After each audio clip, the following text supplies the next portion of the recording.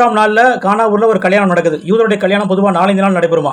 இந்த 3ஆம் நாளில் தான் இயேசுவனுடைய சீசர்களும் அழைக்கப்பட்டிருக்கிறாங்க. அப்போ திராட்சை ரசம் குறைவுபடும் போது இயேசுவின் தாய் அவரை நோக்கி, திராட்சை ரசம் அவர்களுக்கு இல்லை அப்படிங்கிறா.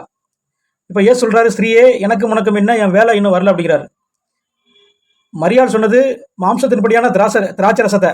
ஆனால் இவர் சொல்றது இந்த அவர் கொடுக்கக்கூடிய புதிய உடன்படிக்கை. அதாவது திராட்சை ரசங்கிறது இந்த குறைப்பட்டது எதை காமிக்குது அப்படின்னா, நம்மளுக்கு நியாயப்பிரமாண உடன்படிக்கை குறைவா இருந்ததுன்னு பார்க்குறோம். அதாவது அதில் ஜீவன் இல்லை, நன்மை இல்லை அப்படின்னு பார்க்குறோம். எசேக்கியேல் 20:25 படி நன்மைக்கு ஏதுவல்லாத கட்டளைகளையும் ஜீவனுக்கு ஏதுவல்லாத நியாயங்களையும் நான் அவர்களுக்கு கொடுத்தேன் அப்படின்னு எழுதப்பட்டிருக்கு. இப்போ இயேசுங்க வந்திருக்கிறது இந்த ஊமை மூலமா அவர் யாரு, அவர் எதற்காக வந்திருக்கிறாரு அப்படிங்கிற சத்தியத்தை அவர் வெளிப்படுத்துறாரு.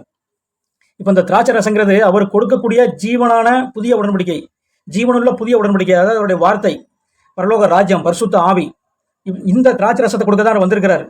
ஆனால் அதற்கான வேலை இன்னும் வரல அப்படிங்கிறார். அவருடைய மரணம் அப்புறமா